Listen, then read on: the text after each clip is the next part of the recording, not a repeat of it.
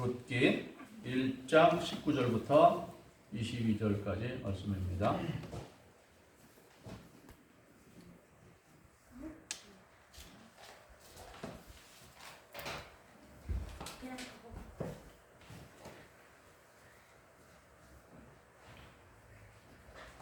교독하겠습니다. 이에 그 두 사람이 베들레헴까지 갔더라. 베들레헴에 이를 때에 온 성읍이 그들로 말미암아 떠들며 이르기를 이가 나오미냐 하는지라. 나오미가 그들에게 이르되 나를 나오미라 부르지 말고 나를 마라 부르라. 이는 전능자가 나를 심히 괴롭게 하였음이니라. 내가 풍족하게 나왔더니 여호와께서 내게 비어 돌아오게 하셨느니라. 여호와께서 나를 징벌하셨고 전능자가 나를 괴롭게 하셨거늘 너희가 어찌 나를 나오미라 부르느냐 하니라.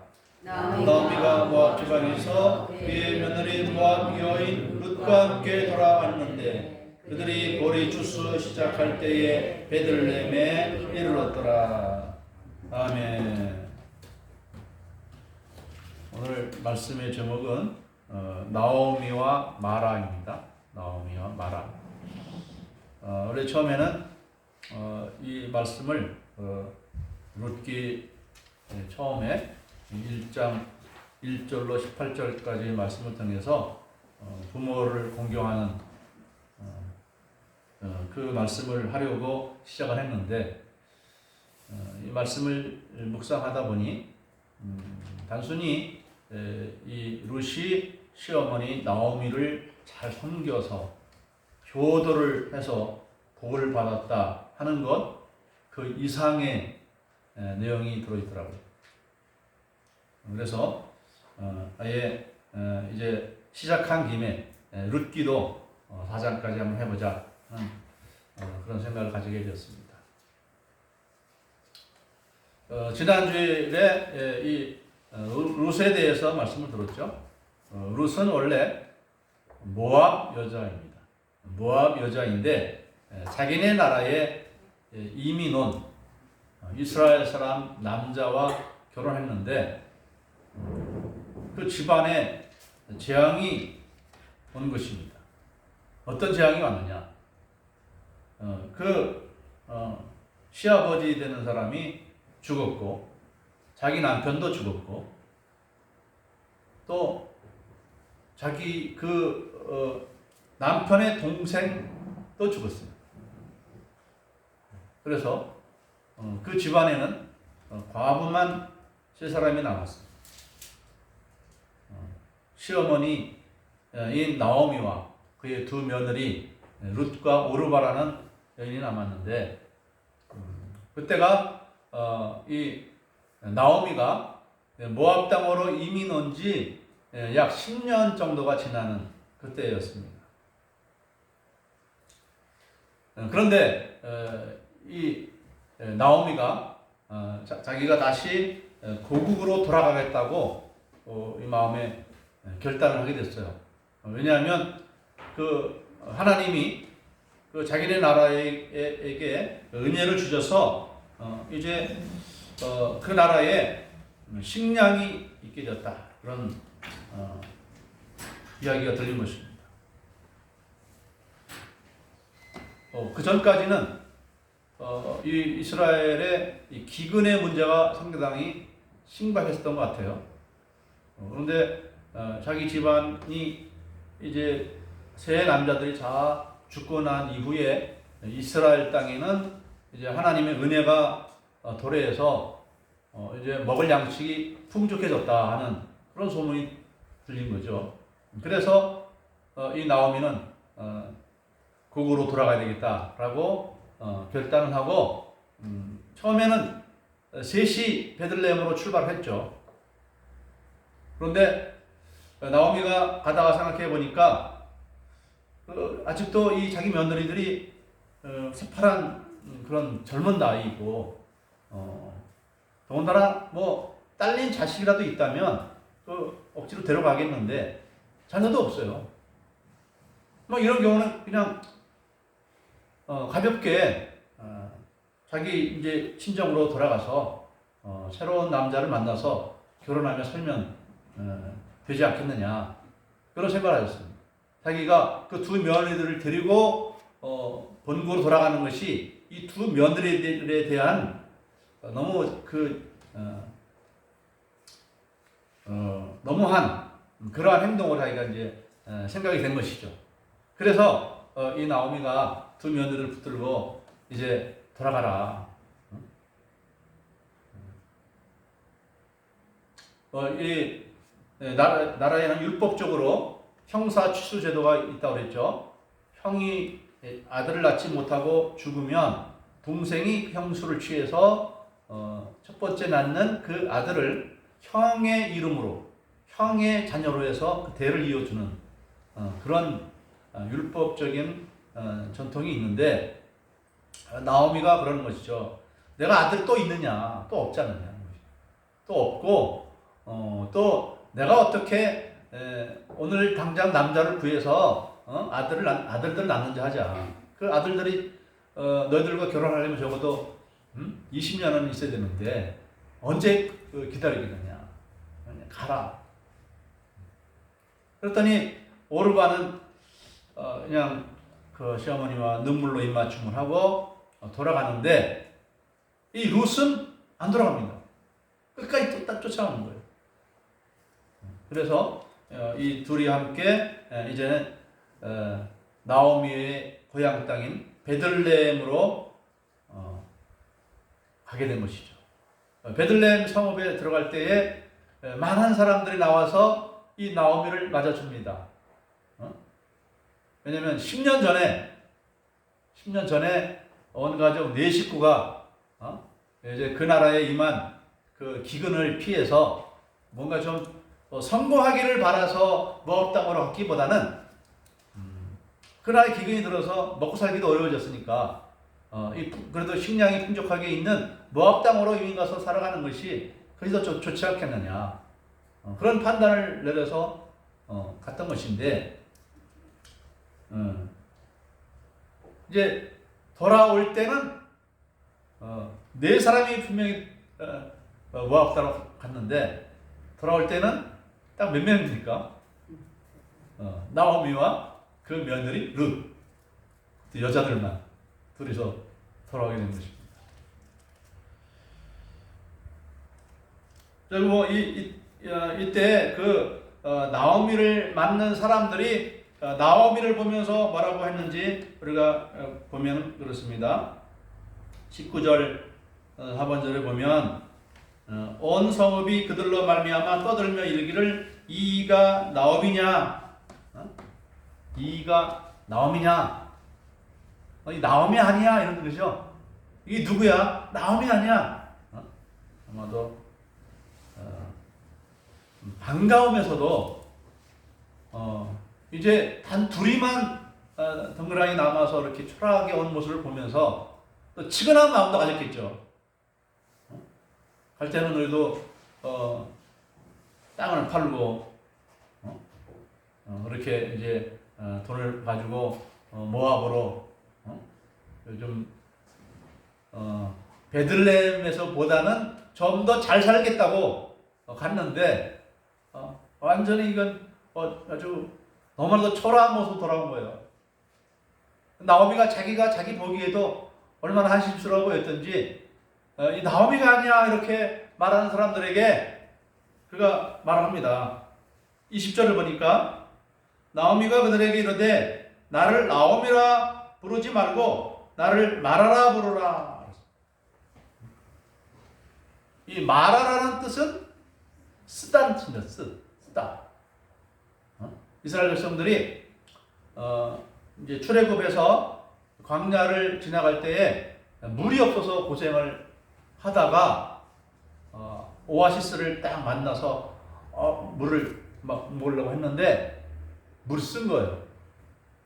그래서 하나님, 우리가 오아시스를 만났는데 물을 모처럼 만났는데 이렇게 써서 먹을 수가 없습니다. 그랬더니 하나님께서 한 나무를 지목해서 그 나뭇가지를 잘라서 그 물에 담궈봐라. 그 물을 먹을 수 있게 될 것이다.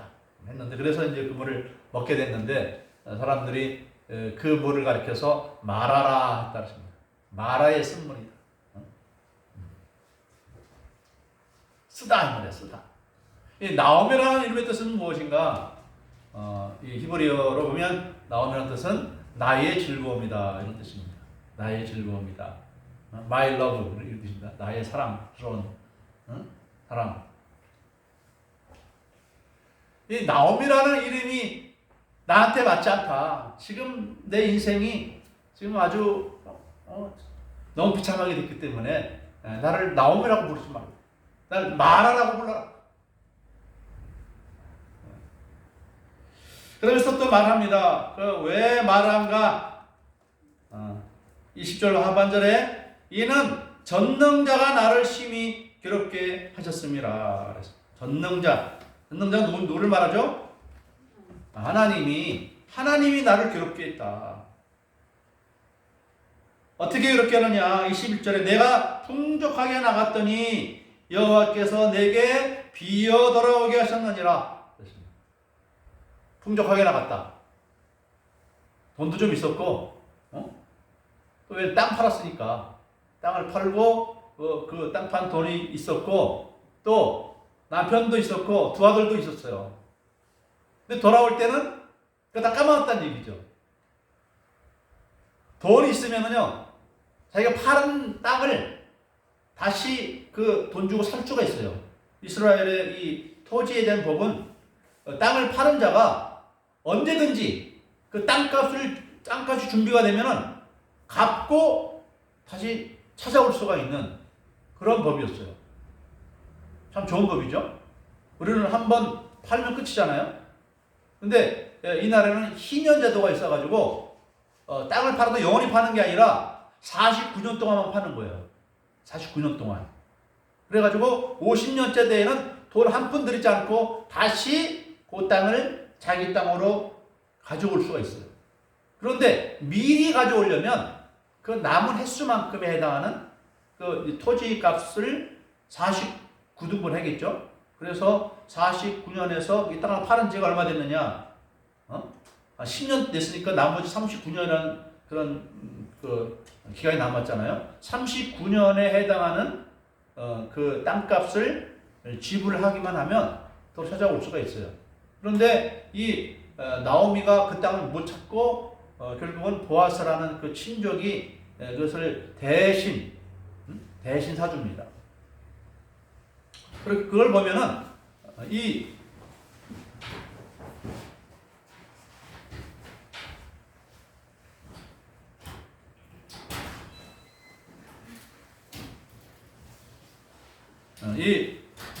나오미가 경제적으로도 완전히 가난해진 그런 상태였다는 것을 알 수 있죠. 가족적으로 보나 경제적으로 보나 다 형편없이 돼서 돌아오게 된 것입니다. 왜 그러느냐? 여호와께서 나를 징벌하셨고 전능자가 나를 괴롭게 하셨거늘 너희가 어찌 나를 나오미라 부르느냐 하니라 그랬습니다. 내가 하나님에 의해서 완전히 벌을 받아서 이렇게 초라한 모습이 됐다. 그러니 나를 마라라고 부르는 것이 낫지 않겠느냐 이렇게 말하는 것입니다. 대박을 바랬는데 쪽박이 된 것이죠.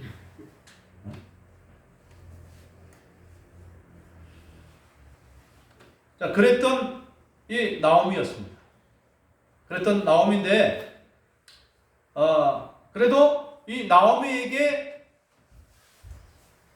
나오미의 인생을 바꿔줄 만한 그런 한 사람이 있었죠. 누굽니까? 나오미의 인생을 완전히 쪽박에서 다시금 대박으로 마라에서 다시금 나오미로 되돌려줄 수 있는 한 사람이 함께 있죠. 누굽니까? 룻이라는 사람이죠. 룻. 그래서 22절에 나오미가 모압 지방에서 그의 며느리 모압 여인과 함께 돌아왔는데 그들이 보리 추수 시작할 때에 베들레헴에 이르렀더라 그랬습니다. 요게 이제 하나님이 축복으로 이끌어가는 이제 기점이 되는 것이었어요. 왜 그동안에는 왜 이렇게 이 집안이 망했을까? 어떤 신학자는 이 나오미가 하나님이 자기를 징벌했다고 그렇게 말하는 것이 하나님을 원망하는 것이라고 그렇게 해석해서 말씀하는 신학자도 있더라고요. 저는 그렇다 그렇게 보지 않습니다. 사실대로 말한 것이지 원망하는 뭐 그렇기 때문에 하나님 싫다 뭐 이런 것은 아닌 것 같아요. 만약에 나오미가 자기의 인생이 그렇게 비참하게 된 것에 대해서 하나님께 원망하고 불평하고 막 하나님 안 믿어 막 이런 식으로 나갔다면 이 룻이 시어머니 나오미를 따라왔을까요?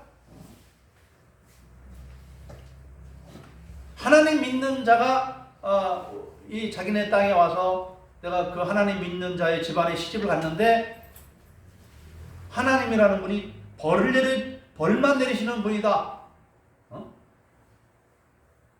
이 룻의 입장에서는 그럴 경우에 자기 시어머니 나오미를 이 죽기까지 따라가겠다고 그렇게 말하고 시어머니 나오미를 따라오겠느냐는 것입니다. 분명히 나오미가 사실대로 말한 것처럼 그의 남편 아비멜렉과 그 두 아들 말론과 기련은 하나님의 징벌로 말미암아 죽은 것 같아요. 그런데 그 어떤 죄를 지었는지 그 이야기에 대해서는 아마 그 세 남자의 명예를 위해서 상세하게 기록하지 않은 것 같아요. 그러나 하나님의 징벌을 받은 것만큼은 사실입니다. 근데 징벌을 받으면 이 나오미는 그 가운데서 제외된 거잖아요.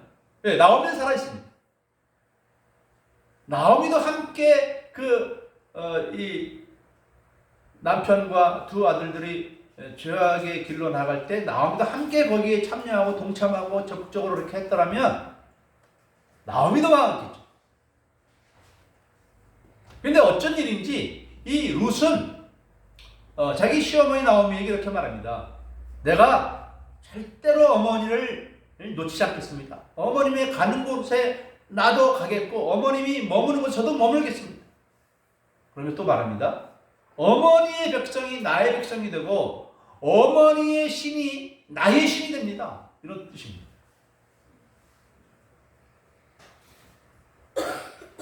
이 말은 무슨 말입니까? 자기가 시어머니 나오미를 따르지 않으면 자기는 이제 본국의 모압 지방에 남으면 하나님이 아닌 그모스라는 우상신을 섬겨야 됩니다. 그런데 자기는 그 우상신 섬기기 싫다는 거죠. 시어머님 당신이 섬기는 그 하나님을 내가 섬기며 살겠습니다. 이런 뜻입니다.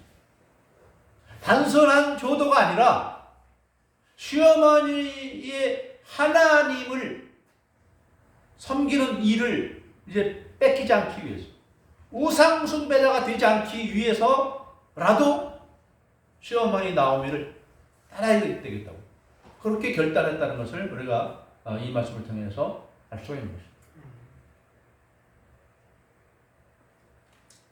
하나님은 어떤 자에게 복을 주시는가? 이 룻의 이 결단은 위대한 결단입니다. 위대한 결단입니다. 자기 인생을 완전히 180도 바꿔놓는 위대한 결단입니다. 그래서 우리가 이 룻기 4장에 가보면 뭐라고 설명이 됐습니까? 다시 한번 말씀드리겠습니다. 룻기 4장 18절 보면 이렇게 됐습니다. 베레스의 계보는 이러하니라. 베레스는 유다의 아들이죠. 베레스의 계보는 이러하니라. 베레스는 헤스론을 낳고 헤스론은 람을 낳고 람은 아미나답을 낳고 아미나답은 나선을 낳고 나선은 살몬을 낳고 살몬은 보아스를 낳고 보아스는 이 룻과 함께 오벳을 낳고 오벳은 이새를 낳고 이새는 다윗을 낳고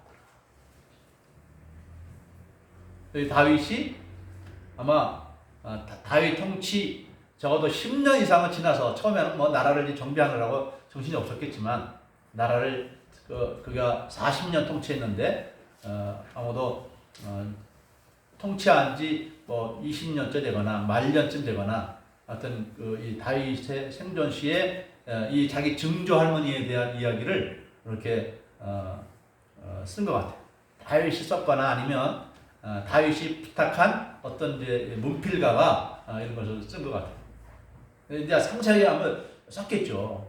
응? 왜 그럼 아히멜렉은 왜 무슨 죄를 죽었고 또 말론 기련은 무슨 죄를 지었는지 사실은 다 알 수 있었겠지만 이렇게 다 정제해서 필요한 부분만 쓴 것입니다. 그래서 이 룻기가 이 성경에 기록이 되고 이 나오미와 룻에 대한 이 이야기가 우리 우대를 사랑하는 모든 사람들에게 알려지는 이러한 것만으로도 이 두 사람의 인생은 성공적으로 산 사람이다. 그런 것입니다. 말라기에서 보면은 하나님의 영광을 위해서 수고한 자의 이름을 기념 이름으로 기록하겠다. 기념책에 그 이름을 기록하겠다고 되어 있습니다. 룻과 이 나오미의 이름은 기념책에 기록이 된 거죠.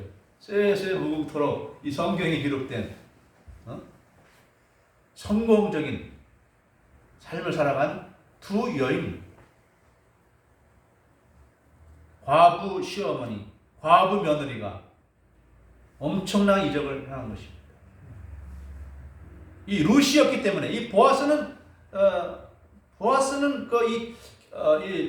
뭡니까 계대결혼이라고 하고 형사 취수제도라는 그 율법에 의해서 이 룻을 자기 아내로 맞은 사람이에요.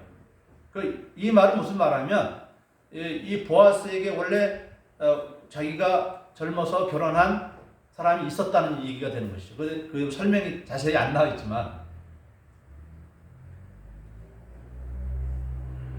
그런데 이 룻이라는 여자를 만나서 오벳을 낳았는데 그 계통을 통해서 경건한 자손들이 나왔다는 것이죠.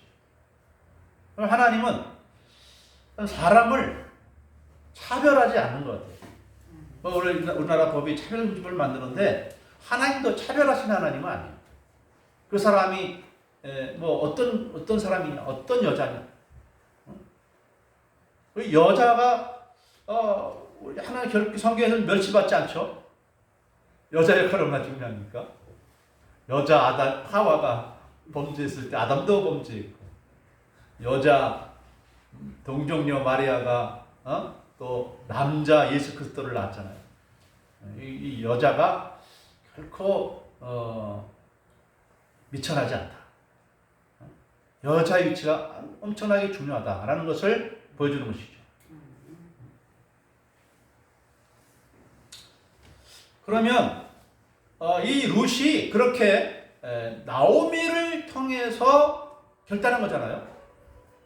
나오미가 비록 남편과 두 아들을 잃어버린 참 불운의 여인이지만은 이 나오미의 삶이 어떠했으면 이 룻이 자기 시어머니를 결코 놓지 않겠다고, 시어머니가 섬기는 하나님도 놓지 않겠다고 이렇게 목숨을 걸고 각오하며 이 베들레헴 땅으로 오겠느냐 하는 것이에요. 자기 나라 고향 땅도 아니고 그 시어머니 나라 이 나라에 들어가면은 이 모압 여인은 이방 여인입니다. 이방 여인.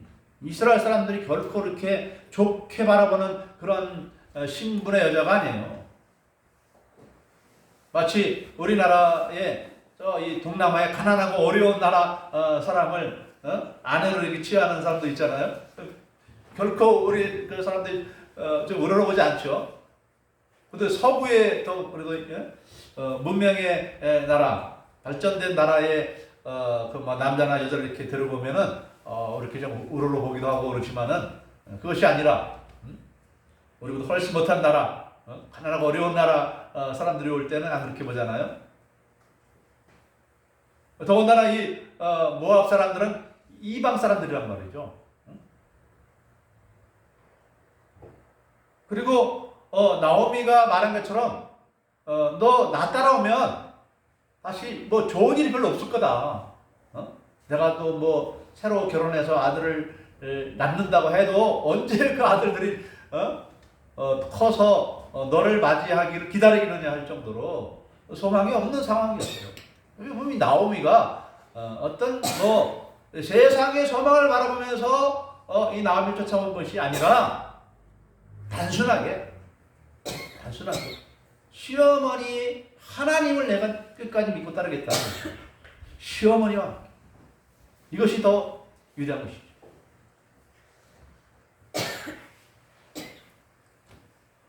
그래서 두 가지 자세를 알 수 있습니다. 두 가지 자세. 나오미의 가족이 모압으로 간 이유는 무엇입니까? 그 나라에 기근이 일어났다는 것 때문에. 하필이면 왜 이방 나라로, 뭐 주변 나라 이방 나라밖에 없기 때문에 그렇지만은 이방 나라를 피했다는 그 자체가 아마도 문제가 되어서 하나님이 그 아비멜렉을 아비멜렉이 아니라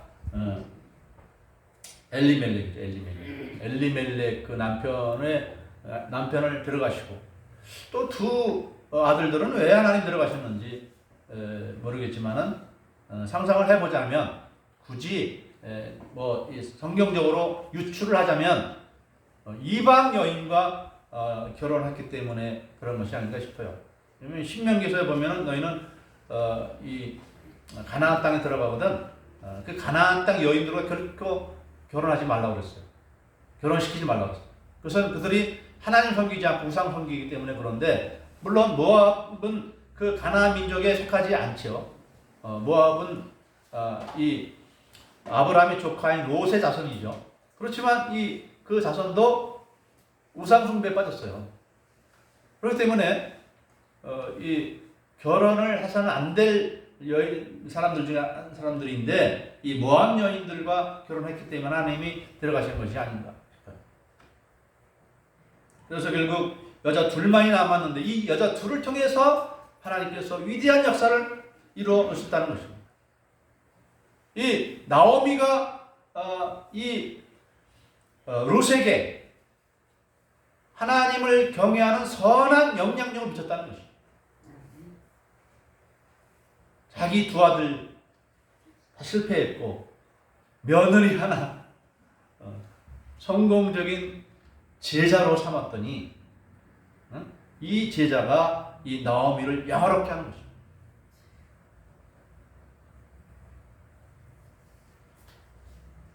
하나님의 재앙이 임할 때에 우리는 그 하나님의 재앙을 오늘 이 나오미처럼 감수할 줄 아는 자세가 필요한 것입니다. 감수하는 것입니다. 하나님 나에게 이런 재앙을 줬구나. 그러나 감수하면서도 이제 하나님 경외함을 잃어버리지 않는 것입니다. 잃어버리지 않는 것입니다. 이 나오미가 처절한 상황 가운데서 얼마든지 하나님을 원망할 수 있잖아요. 이럴 수 있습니까? 이렇게 저를 비참하게 할 수 있습니까?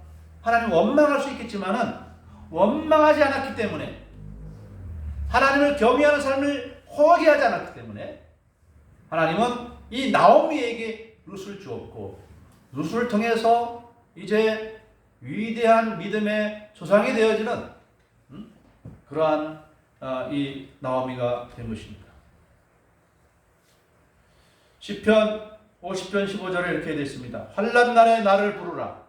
내가 너를 건지리니 내가 나를 영화롭게 하리라. 아멘. 환난 날에 우리가 헛된 세상을 의지하면 안 됩니다. 엘리멜렉처럼 세상을 의지하지 말아야 됩니다. 환난 날에 하나님께 부르짖고 은혜를 구하면 이렇게 오히려 마라의 삶에서 나오미로 변화시켜 주시는 놀라운 축복이 있다는 것입니다. 여러분들도 이 나오미처럼 또는 룻처럼 여러분의 삶이 어쩌면 아무것도 남지 않은 그런 삶과 같을지라도 하나님의 경외함을 잃지 아니함으로 말미암아 나중에 여러분을 놀랍게 복되게 해주시는 주님의 그 축복을 경험하는 여러분 모두가 되기를 주님의 이름으로 축복합니다. 아멘. 기도하겠습니다. 사랑의 하나님 자비로우신 주여, 우리 하나님은 당신을 경외하는 자를, 특별히 혼란 중에 하나님을 의지하며 그 은혜를 간절히 간구하는 자를 결코 외면하지 아니하시고 그를 건져주시고 그 일로 말미암아 오히려 하나님을 영화롭게 하는 그러한 존귀한 자로 삼아주시는 놀라운 축복의 은혜가 우리 하나님 아버지 모든 성도들에게 있게 하여 주시옵소서. 감사드리오며 우리 주님 예수님의 이름으로 기도드리옵나이다. 아멘.